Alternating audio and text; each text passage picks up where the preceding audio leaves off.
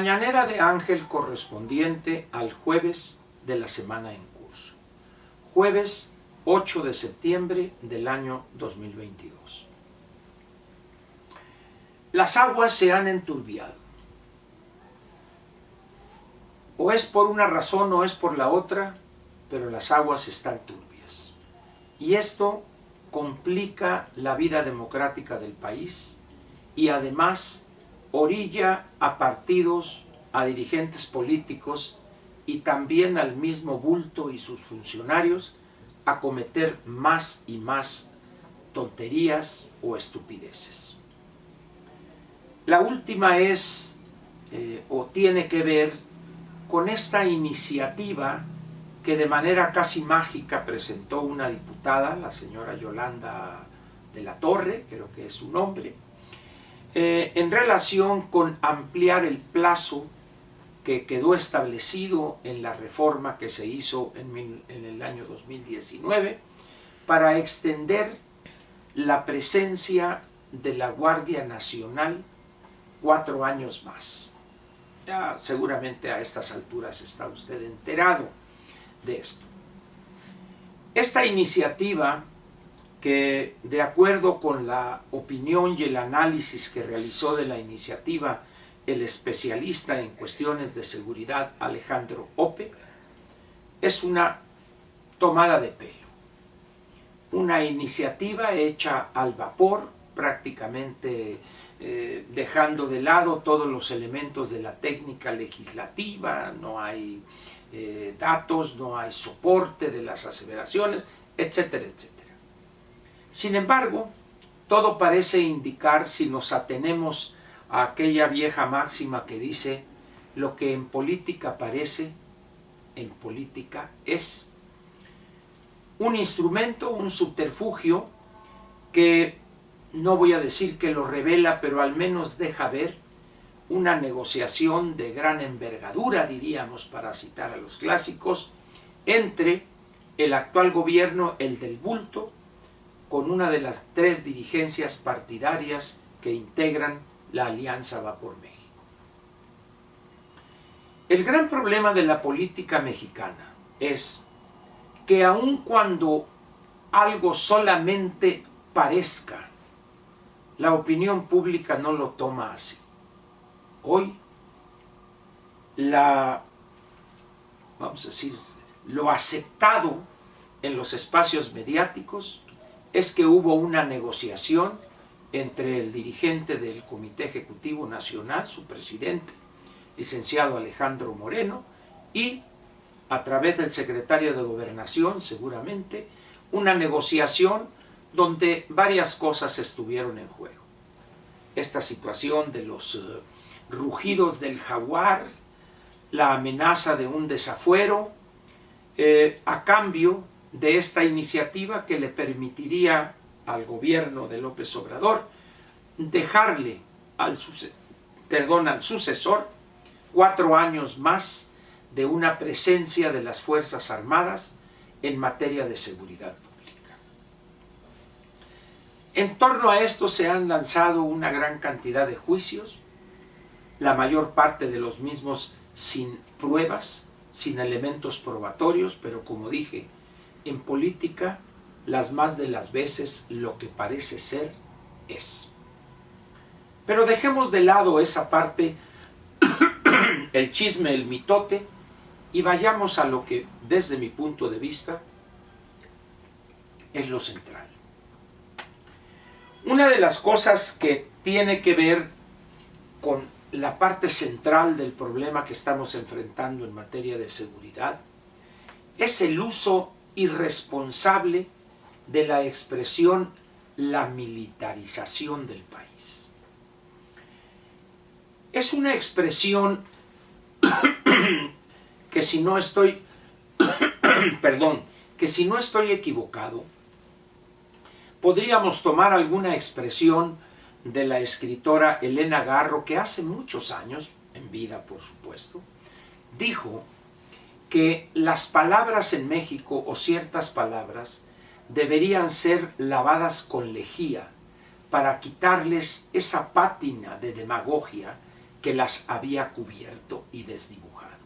Se refería a palabras como revolución, democracia, justicia, etc. Hoy tomo esa idea y la aplico a la palabra militarización. De repente todo el mundo se le llena la boca con la palabra militarización. Y por allá aparece una académica en una discusión que no llegó a la violencia, porque tampoco se trata de eso. Entre ella y una senadora, la senadora de la bomba de talco. Alguno me dijo, ¿sabes qué? Es la senadora Ozart. Aquellos que vivieron en los años 60, había un programa que patrocinaba esta marca, Ozart, y ahí salía un personaje, Lechuga y Chucho Salinas, donde Lechuga, que nunca se bañaba, entonces levantaba la axila y aquello se apestaba, entonces Chucho Salinas le echaba talco Ozart y ya se resolvía. Entonces, dejando de lado esa cuestión superflua, resulta que valdría la pena que a esa expresión, la polarización, la lavásemos con lejía, para quitarle esa pátina de demagogia o de irresponsabilidad intelectual. Me sorprende que personas conocedoras de los procesos políticos, particularmente en América Latina, utilicen tan a la ligera el término.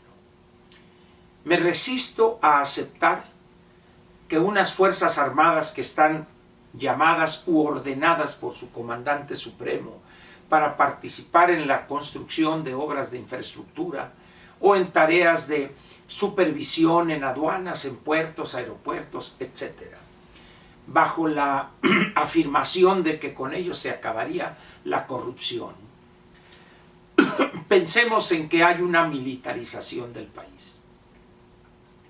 Yo no sé si estas personas han leído la historia reciente de varios países en América Latina, Argentina, Chile, hoy Nicaragua o Cuba y algunos otros países, donde allá sí hubo procesos de militarización en el sentido correcto.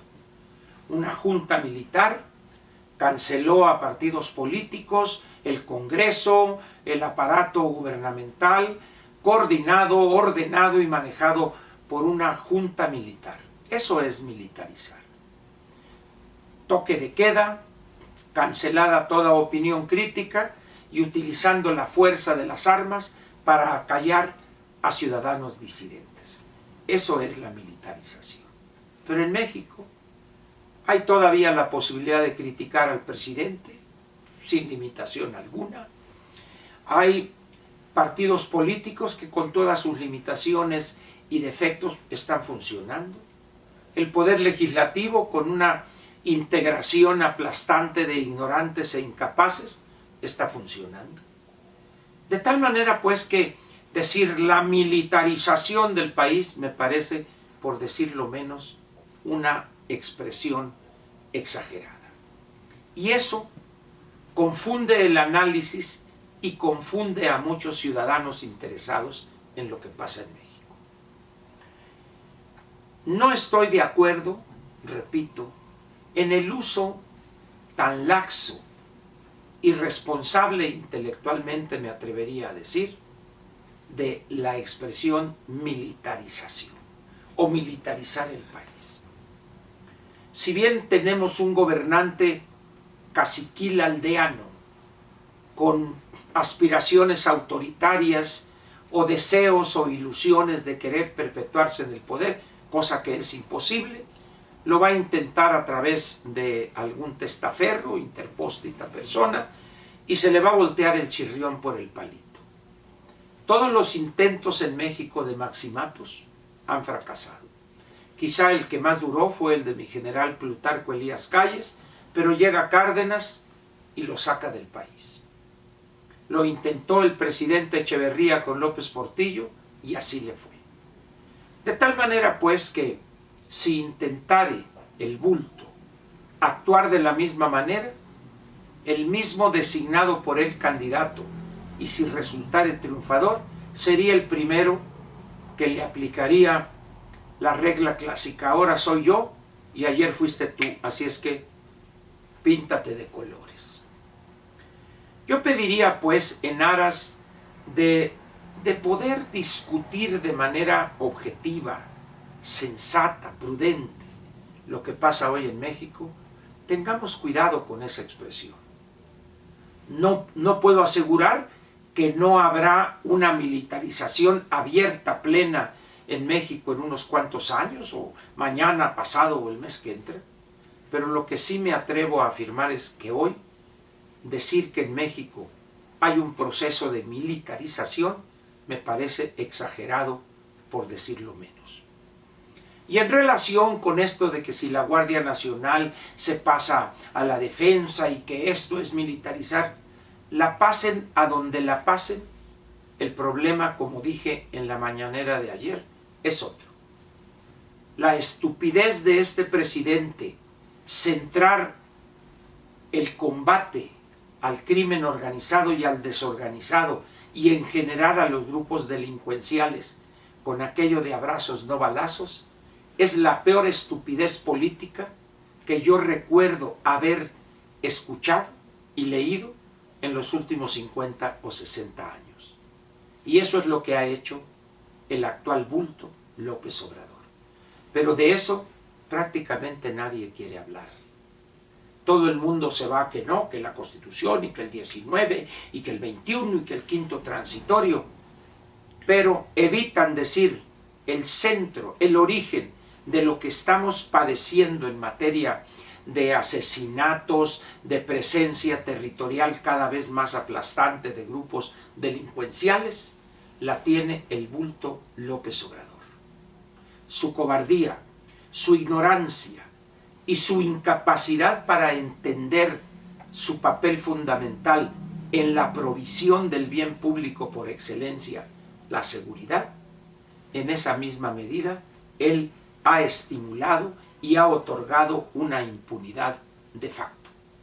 No le saquemos vuelta al asunto. Gracias y lo espero mañana viernes para que cerremos aquí una semana más. Gracias.